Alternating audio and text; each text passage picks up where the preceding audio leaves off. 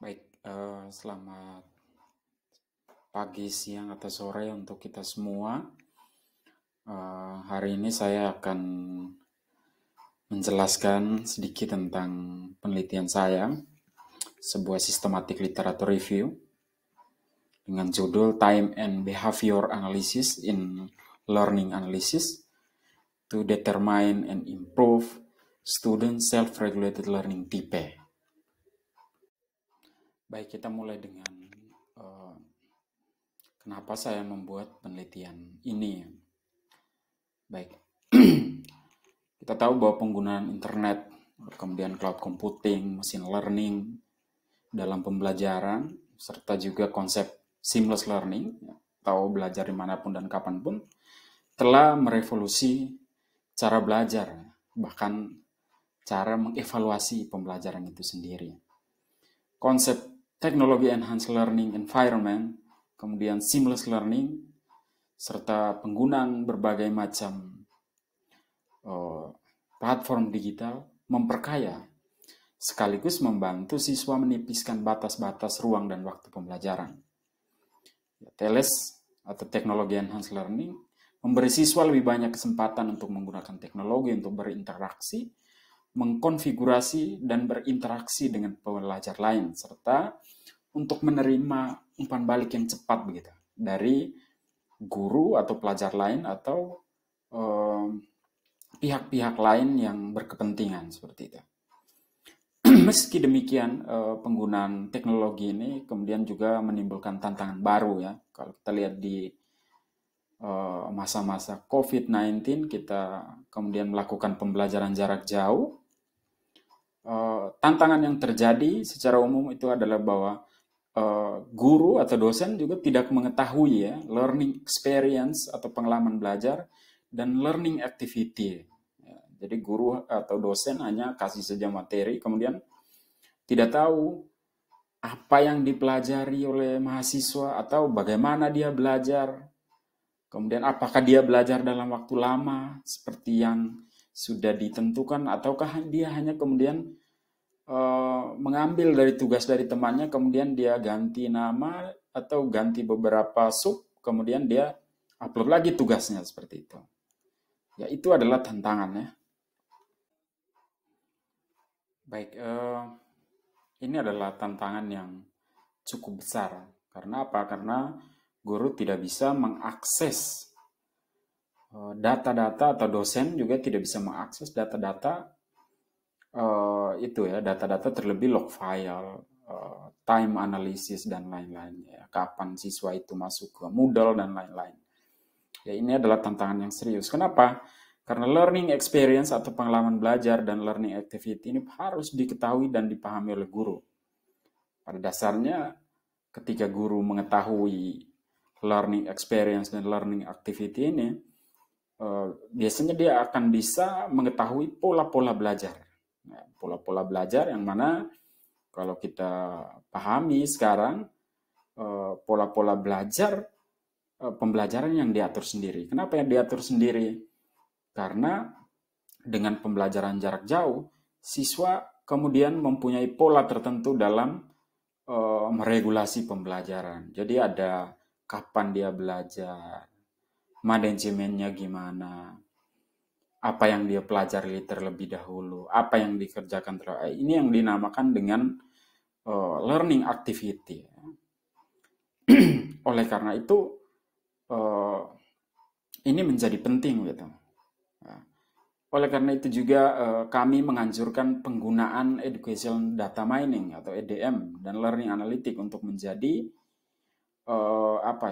untuk menjadi platform di mana guru bisa mendapatkan data-data itu, data-data berupa learning activity, ya bagaimana perilaku mereka ketika belajar online dan lain-lain seperti itu. Semua aktivitas ini bisa ditambang dengan menggunakan educational data mining dan learning analytic. Ya, ini menjadi sangat penting untuk diketahui guru. Kenapa sangat penting untuk diketahui guru? Karena guru bisa mengetahui karakteristik siswanya, pola-pola belajarnya, dan kemudian dia bisa melakukan intervensi dengan tepat, intervensi pembelajaran dengan tepat, ya, intervensi pembelajaran itu ya tentu saja bersifat personalized, ya, karena setiap orang ya mungkin mempunyai pola yang berbeda seperti itu. Ya, guru juga dapat mengetahui dengan jelas kapan siswa belajar, apa yang dipelajari siswanya, dan berapa lama waktu belajar. Ya. Ini sudah ada penelitian-penelitian terdahulu sebenarnya yang kemudian meneliti tentang itu. Jadi kami cuma menegaskan bahwa guru juga dapat mengidentifikasi tipe-tipe siswanya dalam melakukan pembelajaran. Ya. Pembelajaran yang mana? Pembelajaran yang diatur sendiri atau pembelajaran mandiri. Mengapa konsep self-regulated learning ini kami ambil sebagai satu variabel yang penting? Karena konsep pembelajaran sekarang ini mengunggulkan mobilitas, ya, mobilitas. Kalau kita melihat konsep seamless learning, berarti kita mengetahui bahwa zaman ini dengan perangkat mobile, siswa bisa belajar kapanpun dan dimanapun. Mereka bisa berada di satu tempat tertentu, kemudian bisa mempelajari materi yang sama juga dengan teman mereka yang mungkin ada berada di jauhan, dan guru mereka juga ada di tempat tertentu seperti itu. Ya, mereka juga bisa mengakses materi-materi pembelajaran yang mungkin ketika mereka cari di internet lebih kaya, karena kita tahu bahwa perkembangan teknologi kemudian mengakibatkan juga pertumbuhan pertumbuhan data, pertumbuhan informasi yang sangat masif, dan itu bisa diakses. Ya, itu adalah konsep seamless learning, ya. Jadi SRL ini sangat berkaitan dengan seamless learning ini, ya, untuk siswa kemudian bisa belajar dalam konsep seamless learning ini, dianggap siswa ini punya self-regulated learning sendiri yang sudah cukup tinggi seperti itu.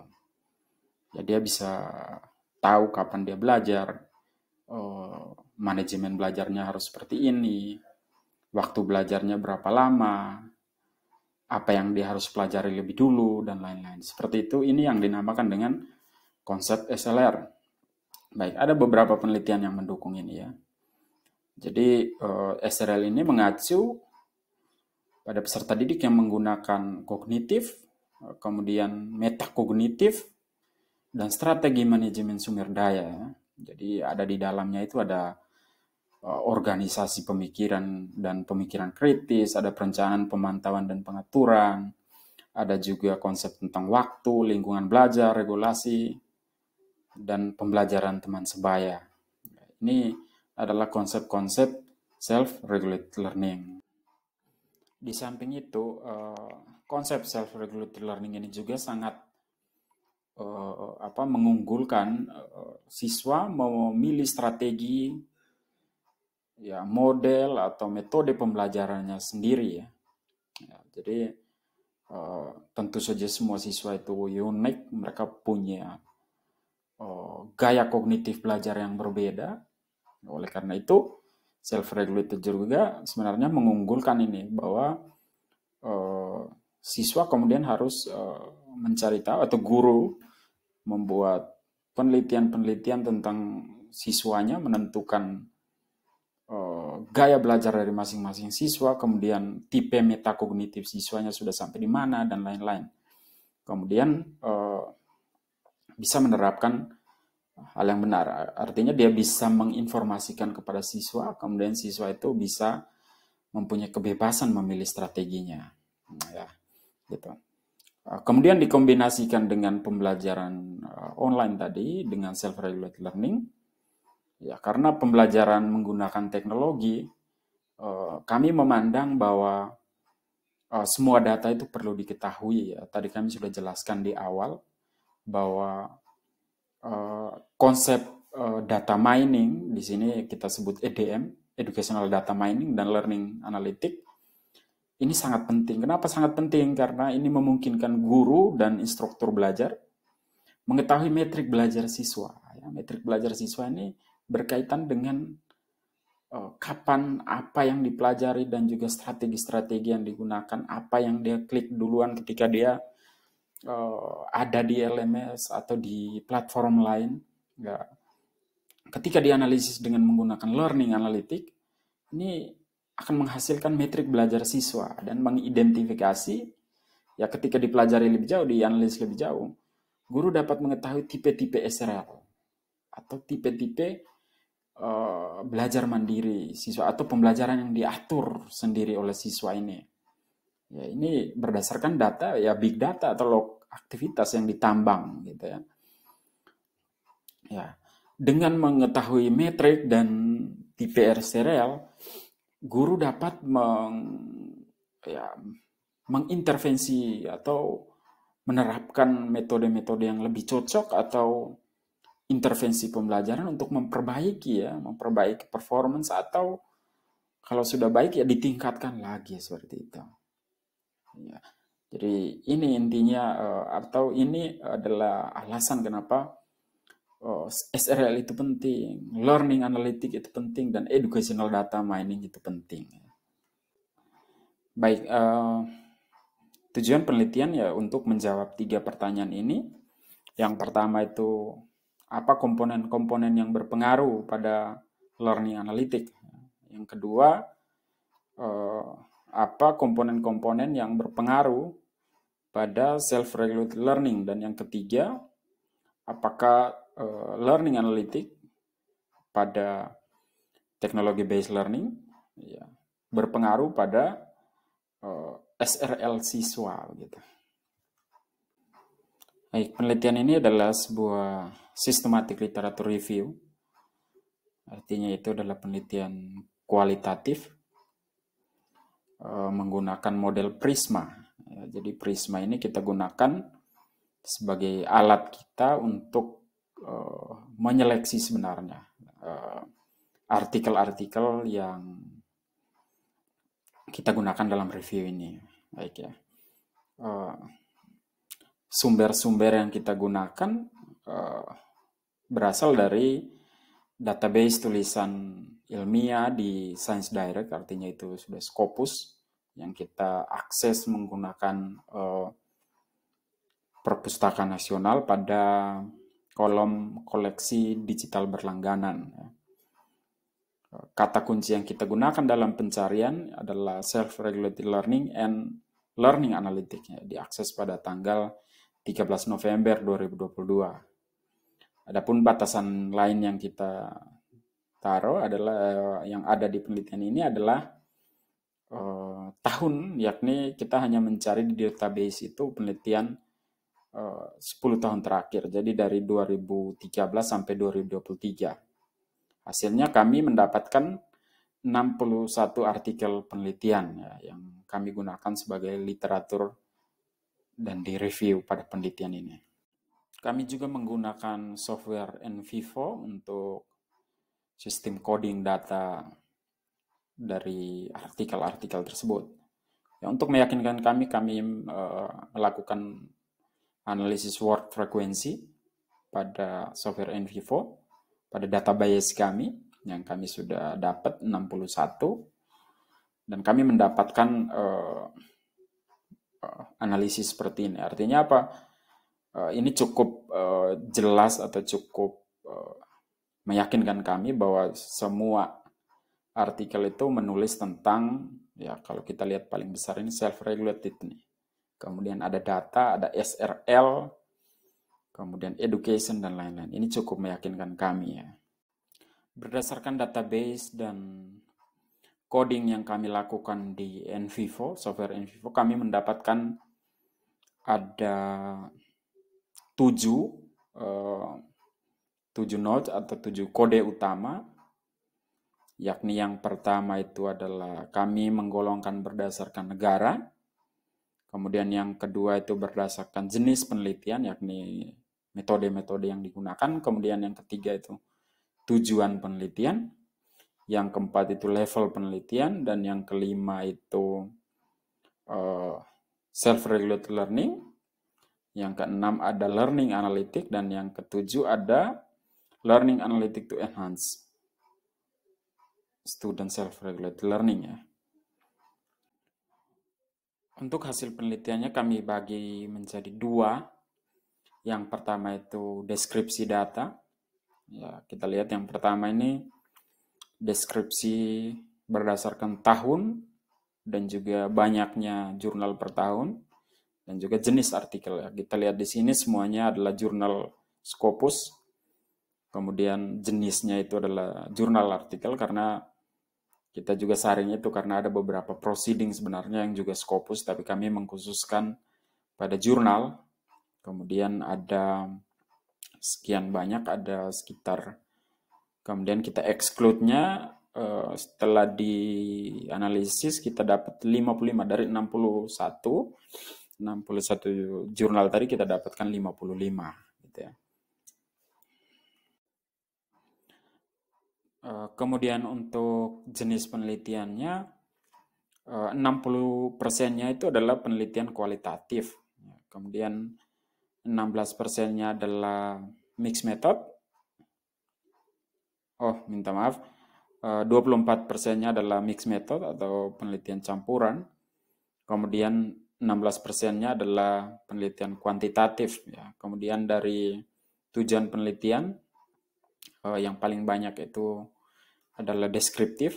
Ya, jadi mengkhususkan pada deskripsi tentang tipe orang atau tipe SRL siswa sebenarnya.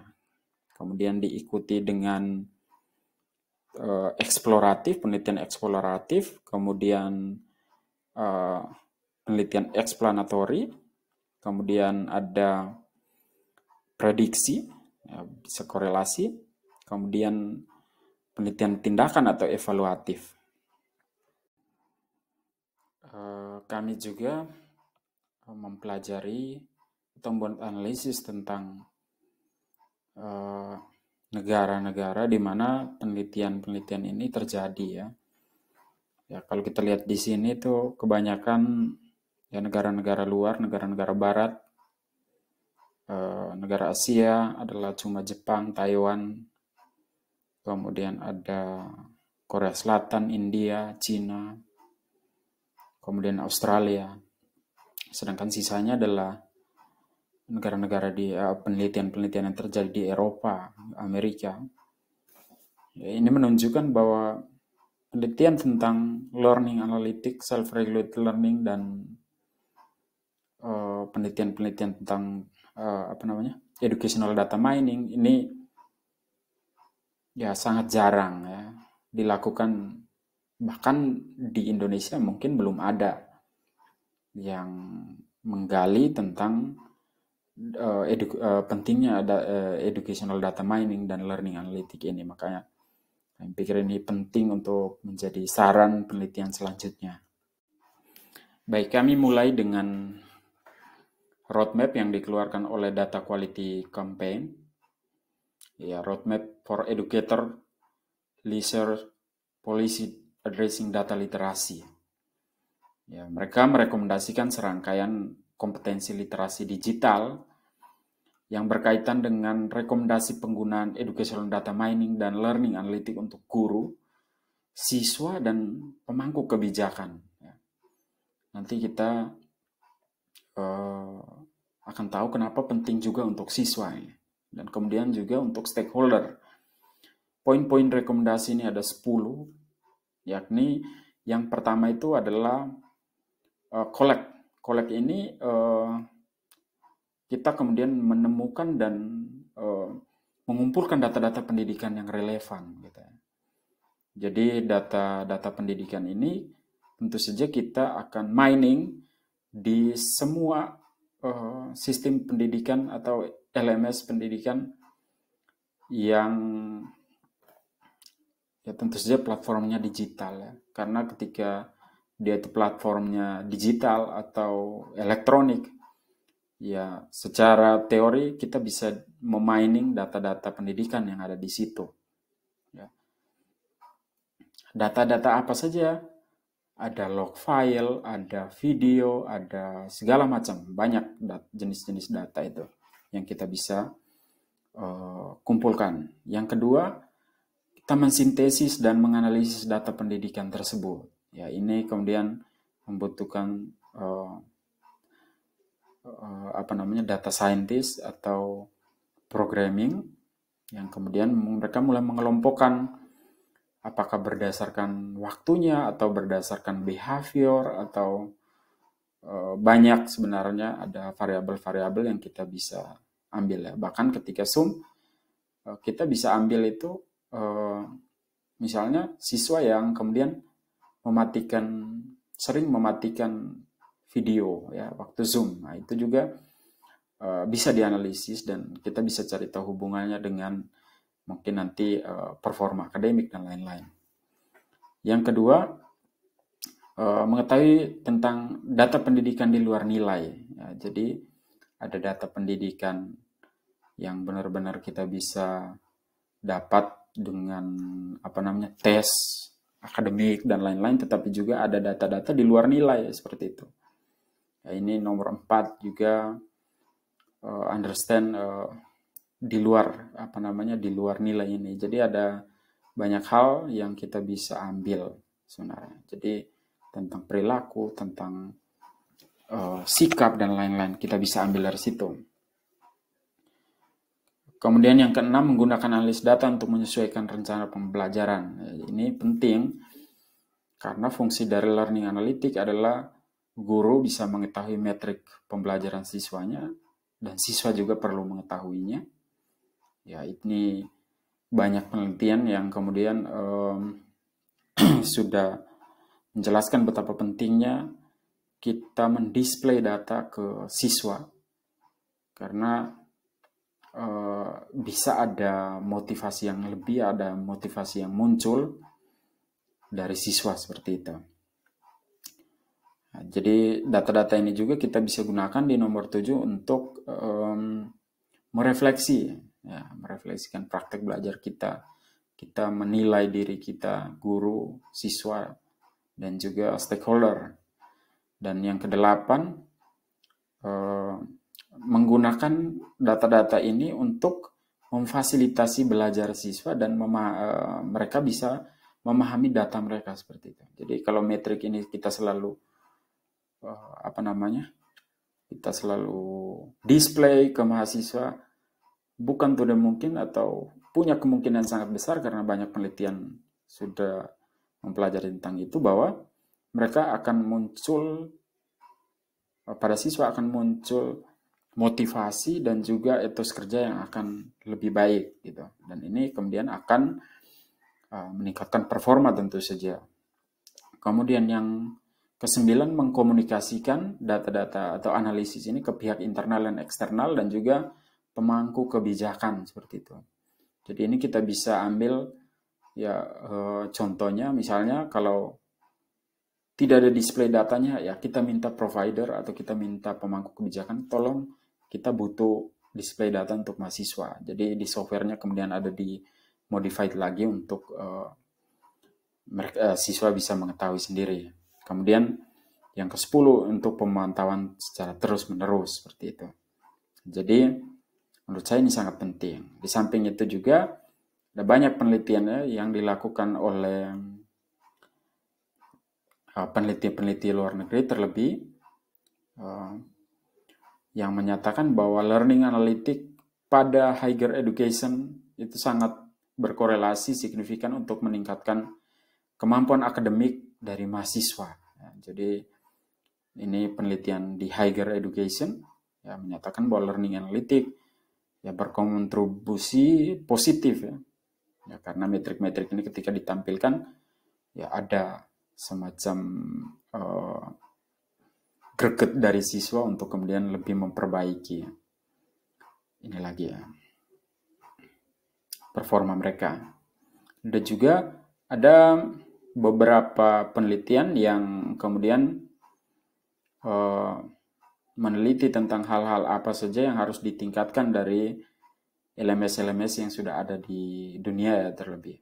Jadi mereka menyarankan ada penggunaan artificial intelligence ya, untuk membantu intervensi. Ya, jadi ketika matriks itu sudah keluar, hasil-hasil pembelajaran itu keluar, ditampilkan, atau matriksnya sudah keluar, kemudian artificial intelligence itu sudah bisa membuat pola-pola belajar atau menganalisis pola-pola belajar, akhirnya artificial intelligence juga bisa menganjurkan ke siswa kira-kira pembelajaran yang tepat untuk siswa ini apa. Dan itu bersifat personalized, artinya setiap siswa bisa mendapatkan perlakuan yang berbeda-beda tergantung dari pola-pola mereka yang ada di ketika belajar menggunakan teknologi seperti itu. Jadi penggunaan artificial intelligence ini juga sangat membantu. Baik, kita ke pertanyaan penelitian kedua, apa saja yang berpengaruh atau komponen-komponen yang berpengaruh pada self-regulated learning. Baik, yang pertama, kita mulai coding yang pertama, yakni teori kognitif sosial sebagai dasar self-regulated learning. Baik, mungkin kita semua sudah pernah mendengar ya tentang teori kognitif sosial. Ahlinya bernama Albert Bandura. Dia menulis buku tentang itu pada tahun 1978. Ya, dia menyatakan bahwa perilaku manusia adalah sebenarnya sangat dipengaruhi oleh faktor eksternal dan internal ya. Jadi bukan hanya dipengaruhi faktor eksternal seperti teori-teori behavioristik dan juga tidak semata oleh dorongan internal yakni impuls itu sendiri seperti teori-teori psikodinamik oleh Sigmund Freud ya, dan lain-lain itu ahli-ahlinya. Tetapi juga tidak hanya dari pemikiran bebas seperti teori-teori humanis. Jadi faktor pribadi ini adalah sebenarnya resultante dari pengalaman pribadi yang dipengaruhi oleh faktor eksternal dan internal mereka. Ya, terdapat beberapa inti kegiatan manusia yang berkaitan dengan kapasitasnya. Yakni yang pertama itu menghasilkan ide baru, yang kedua itu adalah kemampuan untuk merencanakan, membuat tujuan dan menganalisis keadaan di masa yang akan datang. Kemudian yang ketiga itu kemampuan self-reaction yang membimbing manusia mengidentifikasi kesalahan dan melakukan koreksi. Jadi sebenarnya ada tiga hal ini merupakan inti dari self-regulated learning. Jadi menghasilkan pemikiran baru, kemudian merencanakan, membuat tujuan, menganalisis, melakukan koreksi. Nah, ini sebenarnya adalah inti-inti dari self-regulated learning sebenarnya. Teori kognitif sosial ini juga menyatakan bahwa pembentukan sistem diri, yakni struktur kognitif untuk memahami, mengevaluasi, dan membandingkan dengan diri orang lain, ini sangat berguna dalam mengatur perilaku dan fungsi manusia itu sendiri. Nah, jadi ini adalah alasan kenapa siswa itu ketika dia mau, atau gurunya mau, atau sistem itu mau dia belajar mandiri, dia harus punya kemampuan yang namanya self-regulated learning ini. Polanya kita bisa lihat dengan menggunakan learning analytic dan educational data mining ini sebenarnya. Baik, yang kedua metakognisi. Ya, metakognisi ini sendiri adalah tentang pengetahuan tentang proses kognitif seseorang. Ya, misalnya kita mempelajari tentang strategi untuk misalnya kita mempelajari tentang strategi seseorang untuk bisa belajar dengan cepat. Nah, ini termasuk metakognisi. Ya. Atau menilai pembelajaran. Nah, ini juga proses metakognisi sebenarnya. Jadi proses metakognisi itu sendiri, ini sendiri dia adalah pengetahuan tentang proses kognitif. Proses kognitif itu sendiri itu ada dalam pembelajaran. Dan untuk mengetahui itu, makanya di metakognisi biasanya disebut cognition about cognition seperti itu ya. Metakognisi adalah suatu kesadaran dan pengetahuan seseorang atau pembelajar tentang proses dan cara berpikirnya, sehingga memaksimalkan proses belajarnya, kemudian bisa membuat keputusan yang tepat dalam menyelesaikan masalah. Metakognisi ini mengacu pada kemampuan seseorang untuk memikirkan cara berpikir, thinking about thinking. Ya. Jadi cara yang cepat untuk menyelesaikan ini itu bagaimana? Itu adalah proses metakognisi sebenarnya. Yang berikutnya self-assessment. Ya, siswa biasanya menilai diri sendiri dengan membandingkan dengan standar eksternal. Dari mana standar-standar eksternal itu berasal?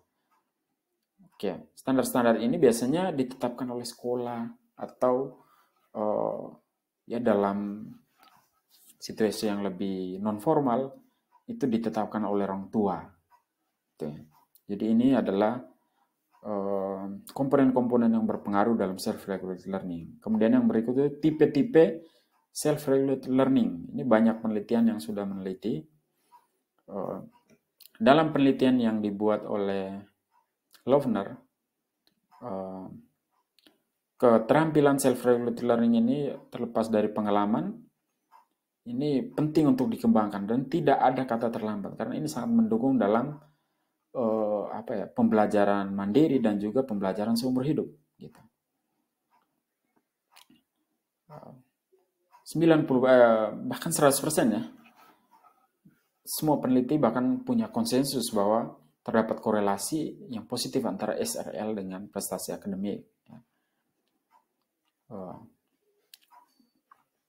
Ya, jadi seperti itu SRL.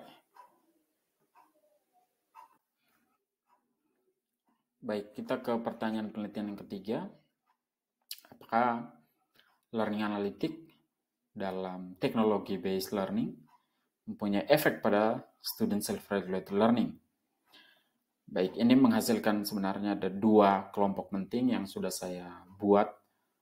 Saya coding menggunakan NVivo, kemudian saya kelompokkan dan saya kemudian dapatkan 2 hal yang penting, yakni jejak perilaku, kemudian juga konsep waktu dalam learning analytic.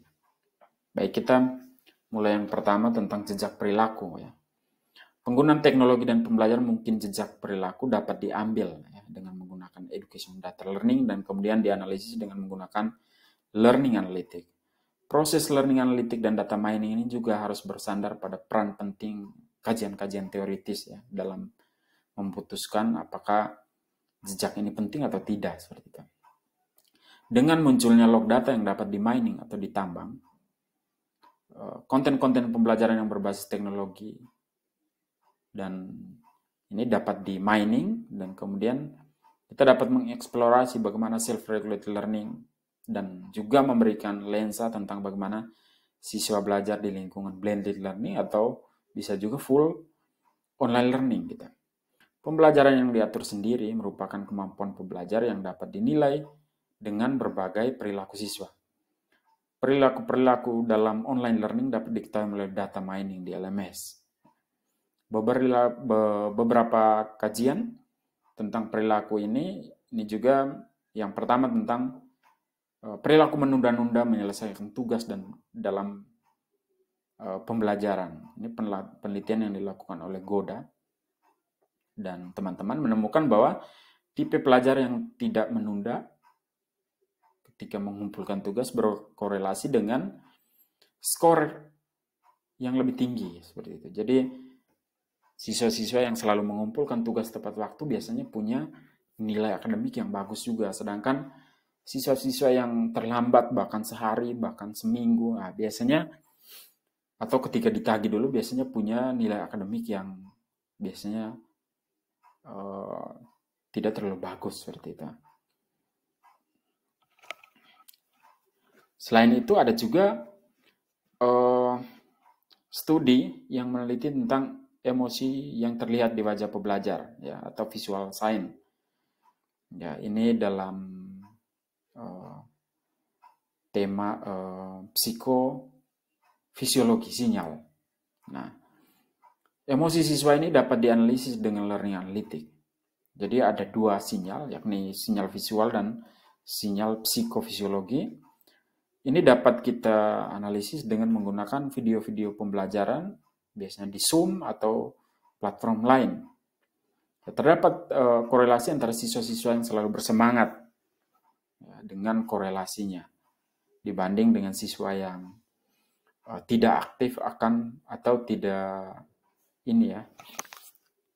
tidak bertanya, tidak mempunyai komentar. Ya, seperti itu biasanya performanya juga rendah seperti itu. Dalam perspektif network, self-regulated learning dalam pelaksanaan juga adalah satu jaring perilaku yang saling berinteraksi ya. Dalam penelitian dalam konteks STEM, sains, teknologi, teknik, dan matematika.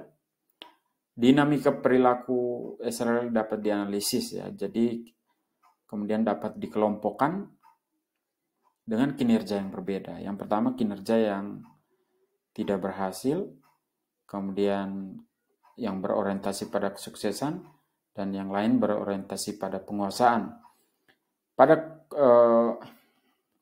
Dalam kompetensi ini, dalam kompetensi SRL, ketiga kelompok ini tidak memiliki perbedaan signifikan ya, dalam kompetensi SRL. Namun mereka berbeda dalam perilaku evaluasi SRL. Baik kelompok yang berorientasi pada penugasan maupun yang berorientasi pada keberhasilan akan melakukan lebih banyak perilaku evaluasi dibandingkan yang kelompok yang tidak berhasil tadi ya. Itu. Penelitian yang lain mengidentifikasi 6 pola urutan interaksi yang berbeda ya. Mencocokkan, kemudian ini ya. Maaf.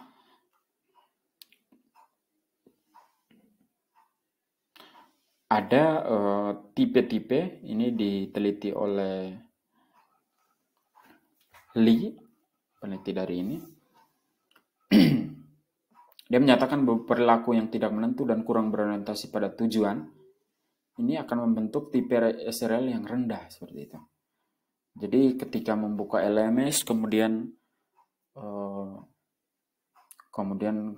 dia hanya mencoba saja, mencoba dari ujung ke ujung, tidak jelas, kemudian masuk ke materi yang minggu depan yang belum bahas. Nah, ini kemudian digolongkan atau dia berkorelasi dengan dia mempunyai korelasi dengan kemampuan yang rendah seperti itu. Kemudian ada juga penelitian-penelitian lain tentang jejak ini. Dia mempelajari tentang video conference. Intinya bahwa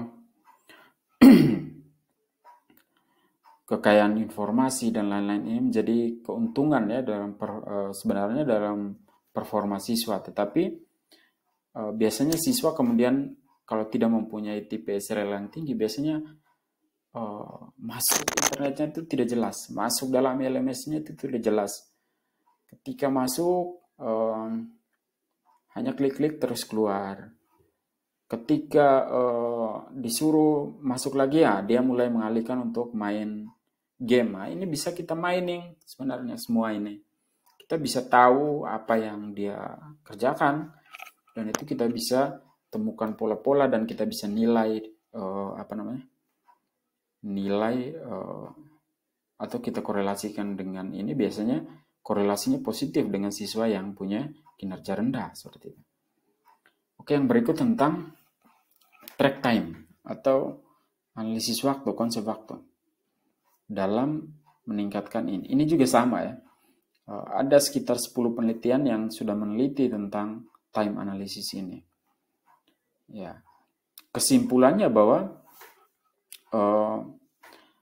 konsep waktu ini dalam learning analytic ini sangat penting ya. Karena perilaku siswa dari waktu ke waktu kita bisa lihat kapan dia klik item ini, kapan dia menonton video pembelajaran ini kita bisa tahu dari waktu ke waktu. Ya. Biasanya siswa dengan SRL yang tinggi, mereka mempunyai rentang waktu belajar yang lebih lama, kemudian temporalnya perilakunya dari waktu ke waktu itu biasanya terpola dengan baik atau teratur. Sedangkan yang mempunyai SRL yang rendah itu biasanya cepat masuk, cepat juga keluar. Kemudian ketika kita analisis berdasarkan waktu ke waktu dari menit ke menit, nah ini sering keluar masuk dari LMS. Ini juga kemudian hal yang berpengaruh. Jadi kesimpulan kami bahwa ketika kita menganalisis self-regulated learning, ada 2 hal yang penting. Kita bisa lihat jejak perilaku ini. Ya, perilaku itu ditunjukkan tadi dengan misalnya dengan emosional, dengan keteraturan mengumpulkan tugas, dengan video analisis tadi ya. Kemudian juga sering mematikan suma. Ini sangat berpengaruh atau sangat menentukan tipe SRL. Ya, kemudian juga analisis dari segi waktu ini, dari perilakunya dari waktu ke waktu. Nah, ini juga sangat berpengaruh kepada tipe-tipe SRL-nya. Seperti itu. Ya, saya pikir sampai di situ ya kesimpulan yang kita bisa buat.